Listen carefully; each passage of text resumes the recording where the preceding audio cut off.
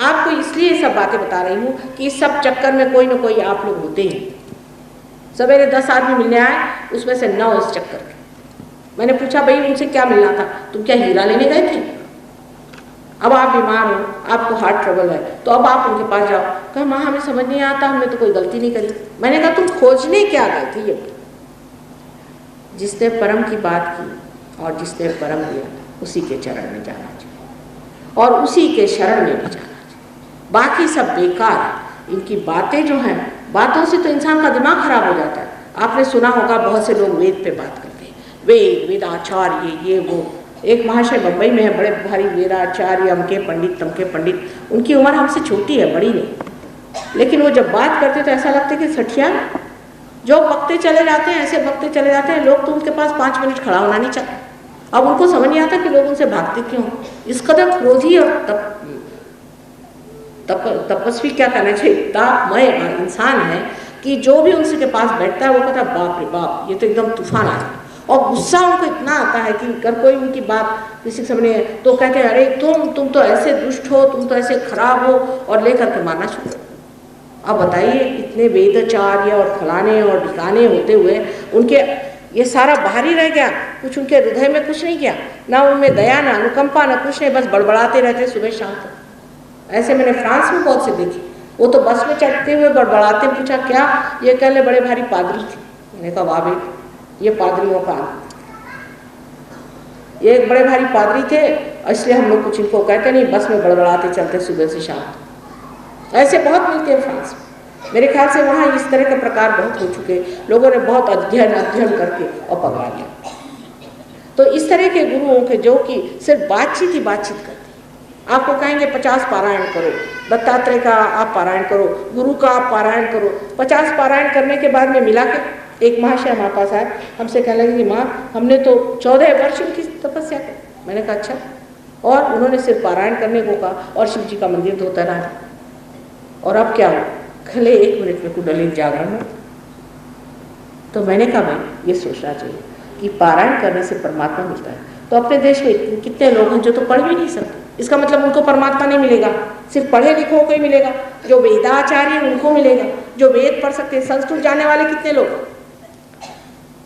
मैं कहती हूँ कुरान शरीफ पढ़ने वाले कितने लोग, या बाइबल पढ़ने वाले कितने लोग हैं? मतलब जो वो पढ़ते नहीं वो काम से गए। ऐसे कैसे हो सकता है? जो परमात्मा सबका ही निर्माण करने वाला है, सबको ही प्रेम करने वाला है, वो कैसे काम करेगा? इसलिए जो गुरु तत्व में खराबी आ जाती है उससे आप लोग सब बच के रहिए। और ये गुरु तत्व हर तरह से आपके अंदर एक हट, एक तरह की सीमा बांध देता है कि ये हम करके दिखाएंगे, उनका 4 दिन का उपवास हम 10 दिन का करके दिखाएंगे। ये सब चीज़ों से परमात्मा नहीं मिलता है। सहज सरल, सहज समाधि लाभ, सहज होना चाहिए। अगर जो चीज़ सहज नहीं है, जिसमें असहज है, वो परमात्मा की चीज़ हो ही नहीं सकती। एक सीधी बात आप सोचिए कि आप इंसान बने, आपने कौन सी मेहनत करी? आप क्या सर के बल खड़े हुए कि आपने अपनी दुमें काटी थी? कि किस तरह से आप बन गए? आप इंसान अपने आप सहज सरल बने। इसी प्रकार उचित स्थिति में जाने के लिए भी सहज ही भाव होना चाहिए। और जब तक सहज भाव नहीं आता है तब तक आप जो भी ऐसी उटपटांग चीज़ें करते हैं उससे आपको नुकसान हो, तकलीफें होंगी, चक्र पकड़ेंगे, आपको परेशानी होगी, चाहे वो शारीरिक हो, मानसिक हो, बौद्धिक हो, पर आप परेशानी में फंस जाए। इसलिए मैंने पहले कहा कि सहज भाव से बैठे, और कहा कबीर को कहा, क्योंकि कबीर सहज भाव, उनका मिलन हो चुका था, इसलिए वो मिलन में गाते थे। अब ये जो आपका जो चक्र है, इसमें एक तरफा तो ये हुआ कि जहाँ आप किसी को भी गुरु मान लें, ऐरा गहरा नट्ठू खैरा जैसे कहते हैं, किसी को भी गुरु मान लिया, गलत आदमी को गुरु मान लिया, गलत चीज़ों में सर झुका दिया। दूसरे ऐसे होते हैं कि जो किसी को मानते हैं, भगवान को भी नहीं मानते, मैं ही सबका गुरु हूँ, उनसे इधर के जो 5 इंद्र है वो पकड़ जाते हैं। इस प्रकार के 2 प्रकृति के आदमी होते हैं। अब जो किसी को नहीं मानते, जो बड़े भारी वेदाभ्यास करने वाले हैं, इनके बारे में अभी मैंने आपको वर्णन करी है कि किस तरह के होते हैं, और उनकी जो प्रवृत्ति होती है इस कदर घनीभूत तरीके से क्रोधी होती है कि इस आदमी के पास भगवान हो ही सकता है, ऐसा कोई भी नहीं विश्वास कर सकता। भगवान इनके पास से गुजर सकते हैं ऐसा भी कोई नहीं विश्वास कर सकता। परमात्मा जो है वो प्रेम का, आनंद का, सौख्य का और अनुकंपा का सागर है, क्षमा का सागर है। जिस आदमी में इस कदर क्रोध, इस कदर सबके साथ वितृष्णा है, वो आदमी कभी भी परमात्मा का आदमी हो नहीं। अब इसके बीच में जो विष्णु का तत्व है इसके बारे में मैं ज़रूर आपको बताना चाहूँगी, क्योंकि अपने देश में हर एक जगह जाइए तो लोग मुझसे ये कहते हैं, माँ हमारे गरीबी का क्या होगा। जैसे कि इन लोगों ने कुछ गरीबी का ठीक ही किया हो, जो मुझसे कहते हैं कि गरीबी का क्या होगा। वही बात हुई, कृष्ण ने कहा कि योगक्षेम वहाम्यम, पहले योग को प्राप्त हो उसके बाद आपका मैं क्षेम करूँ। जिस जिस गांव में सहयोग हुआ, जहाँ जहाँ हम गए, जिन्होंने योग पाया उनके सब प्रश्न सॉल्व। किस प्रकार? सबसे पहले तो सारी गंदी आदतें छूट जाती, धर्म जागृत हो जाता। मनुष्य के अंदर की जितनी भी आदतें जिससे मनुष्य जकड़ा हुआ वो सारी ही एक साथ टूट जाती। आप जानते हैं, अभी बता रहे थे कि 200 आदमी हमारे साथ परदेश से घूम रहे थे। इन लोगों में से न जाने कितने ड्रग लेते थे, कितने अल्कोहलिक्स थे, कितने कैसे कैसे थे, हम तो कुछ देखते नहीं। जो आया उसे पहले पार होने के बाद धर्म जागृत हो गया। एक महाशय थे, उनको बहुत शराब पीते थे, कहने लगे, फिर सहयोग में आते ही दूसरे दिन से उनकी शराब छूट गई, एकदम शराब छूट गई। तो उन्होंने कहा कि अच्छा एक बार जर्मनी गए, कहले थोड़े देखें कैसा क्या, हमको एक शराब बहुत पसंद। पीते ही साथ कहने ऐसी उल्टियाँ आने हुई और उसमें से ऐसी गंदी बदबू आने लगी कि हमने कहा ये तो क्या हम मोलासिस पी रहे हैं कि क्या कॉर्क पी रहे हैं, कि समझ ही नहीं आ रहा था क्या पी रहे हैं। और उल्टी पे उल्टी, उल्टी पे उल्टी, उससे इतनी घृणा हुई। हमने तो कुछ नहीं किया, हम तो वहीं लंदन में बैठे हुए। लेकिन आप ही स्वयं धर्म हो जाने की वजह से, क्योंकि आपके अंदर ये 10 गुरु जागृत हो जाते हैं जो साक्षात धर्म, इसकी वजह से अपने आप ही गंदी आदतें छूट गई। फिर उसके बाद गंदी आदतें छूटने के बाद में आपकी दृष्टि वहाँ जाने लगी कि जिससे आपको लक्ष्मी का योग। जैसे एक महाशय, आपको विश्वास इस बात का भी होना ज़रा कठिन है, लेकिन आपसे बताएं, एक हमारे पहचान के थे, उन्होंने हमें बताया कि माँ जब से मैं सहयोग करने लग गया बड़ा चमत्कार हो। मैंने कहा क्या हो? कहने जिस ज़मीन पे मैं ऐसे टहलता था उसकी मिट्टी इतनी बढ़िया हो गई कि एक आदमी आकर मुझसे कहने लगा कि भाई किसी फ़कीर ने आकर हमसे बताया कि यहाँ की मिट्टी थोड़ी सी लेकर के तुम अगर ईंटें बनाओ तो पत्थर जैसी हो जाएगी। तो वो हमारे यहाँ आया और हमसे तो वो बिल्कुल तौल के मिट्टी ले जाता। लेकिन पहले जागृति होनी चाहिए लक्ष्मी तत्व की। लक्ष्मी तत्व की जागृति न किए बगैर अगर आप चाहें आपके अंदर लक्ष्मी आएगी तो नहीं, पैसा आ जाएगा, पैसा आ जाएगा, लक्ष्मी जी नहीं है। और लक्ष्मी जी कैसी होती है? एक हाथ से उनके दान है, एक हाथ से उनका आश्रय है और हाथ में 2 कमल के सुंदर पुष्प हैं जो कि उनके प्रेम के प्रतीक है।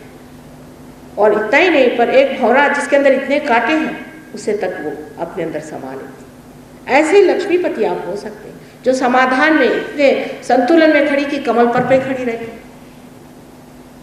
इतनी सादगी से, इतनी डिग्निटी से वो रहती।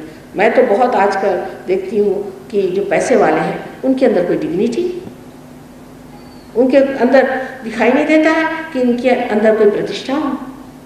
बिल्कुल अप्रतिष्ठित तरीके से इस तरह से लांगन चाल करते हैं कि समझ में नहीं आता कि इतनी चापलूसी करने की इनको क्या जरूरत है जब इनके पास लक्ष्मी का प्रसाद है। पर लक्ष्मी का प्रसाद नहीं है, सिर्फ पैसा है। अगर गधे के ऊपर आप अगर नोट लगा दीजिए तो क्या वो लक्ष्मीपति हो जाए? तो ऐसे पैसे वाले से वो लक्ष्मीपति जो कि अपने शान में, अपने गौरव में खड़े रहते हैं, जो किसी के सामने हाथ नहीं फैलाते, जब है तब बांटते ही रहते हैं। ऐसे हमने अपने आंखों से लोग देखे हुए हैं, ऐसे हमने जाने हैं लोग जो होते हैं। हमारे स्वयं पिता इस तरह के थे, उनकी इतनी दानी प्रवृत्ति थी, वो सवेरे हर इतवार को चीज़ें बांटा करते, किसी दिन कंबल बांट दिया, किसी दिन कुछ, और उनकी आँख हमेशा नीचे रहती थी और देते रहते थे, देते रहते थे। लोग 2-2 ले जाए, कोई 3-3 ले जाए। तो हाँ, कोई कहे उनसे क्या कर रहे हैं आप 2-2 3-3 कंबल एक आदमी दे रहे हैं, आँख क्यों नीचे किए? कहले भाई मैं दे नहीं रहा हूँ, दे कोई और रहा, मैं इसलिए मेरी शर्म लगती। सब लोग कहते हैं आप दे रहे हैं, इसी बात है। ऐसे तो बड़े स्वातंत्र वीर थे, लेकिन इस मामले में शर्म लगती कि लोग मुझसे कह रहे हैं, मुझे बड़ी लज्जा आती, लोग मुझे कह रहे हैं कि तुम दे रहे हैं। और देते वक्त में कहले अब देने वाला जो वो जाने, मुझे मतलब नहीं, ले 2 4, मुझसे क्या मतलब, जिस दे रहा वो जाने, मुझे क्या करने का, मैं तो बीच में खड़ा हुआ। ऐसे लोग थे पहले इस भारतवर्ष में। अब तो पता नहीं ना, कुछ वो दिखाई नहीं दे रहा इस तरह का तरीका।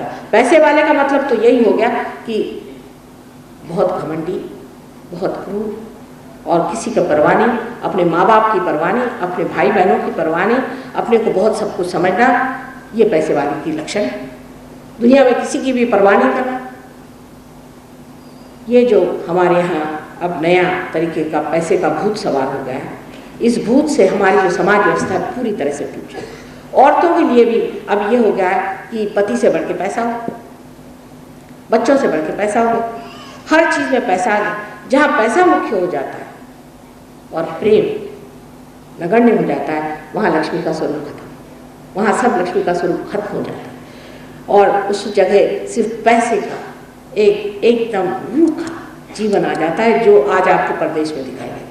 यहाँ से भी जो हिंदुस्तानी प्रदेश में जाते हैं, उनकी पता नहीं क्या हो जाती, सारी परंपरा टूट करके वो बेतहाशा पैसे की तरफ दौड़ते हैं। मैं तो उन लोगों को देखकर हैरान होती हूँ कि ये क्या मेरे देश के लोग हैं।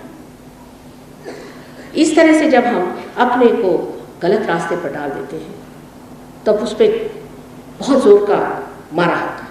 ऐसे पैसे वालों को बहुत बुरे दिन भी देखने पड़ते हैं। उनके बच्चे जो वाहियात निकल जाते हैं, इधर उधर दौड़ जाते हैं और गलत काम करते हैं। ऐसे पैसे वालों के लिए कोई भी आशीर्वाद नहीं होता। आप जाके देखिए, रात रात भर सोते नहीं, उनको परेशानियाँ रहती। तो जो पैसा लक्ष्मी स्वरूप है, उस पैसे को आप प्राप्त करते हैं, उस संपत्ति को, उस धन को आप प्राप्त करते हैं जो लक्ष्मी की देन है, जब आपके अंदर कुंडलिनी जागृत होगी। और इसलिए इस देश का जो दारिद्र्य है उसी दिन दूर होगा जब यहाँ पर लोग योग को प्राप्त हो। उससे पहले कभी नहीं हो सकता। आप कोशिश कर लीजिए। मैं गई थी वहाँ पर राहुरी में, मैंने देखा कि खूब झोपड़ियाँ बनी हुई। कल अभी ये झोपड़ियाँ बनाई, मैंने कहा अच्छा कि कोई नगर बनाया है। मैंने कहा नगर कैसा है पता नहीं।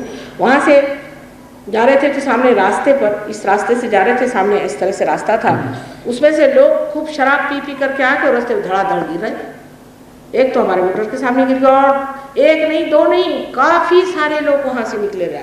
मैं कहा भाई ये कौन सा नगर बना है? ये कहीं ये झोपड़ियों का नगर बना है, इसमें सब शराबी चलती?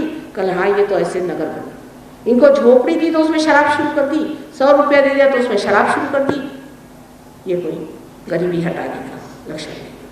इस तरह से गरीबी नहीं हटेगी। ये तो शराब ऐसे पीछे पड़ गई कि आप इसमें से 50% गरीब मर ही जाएंगे तो गरीबी हट ही जाएगी। इलाज तो ऐसा ही हो रहा है कि लोग जीने ही नहीं वाले। रास्ते पर धड़ धड़ गिर रहे थे, उनमें कोई ताकत नहीं थी, क्षीण हीन ऐसे बने हुए लोग। इनकी गरीबी आप क्या हटा सकते? इनको तो पैसा मुफ्त देने से इन्होंने शराब पी पी करके और धंधे कर करके और अपना सर्व सत्यानाश कर देना है।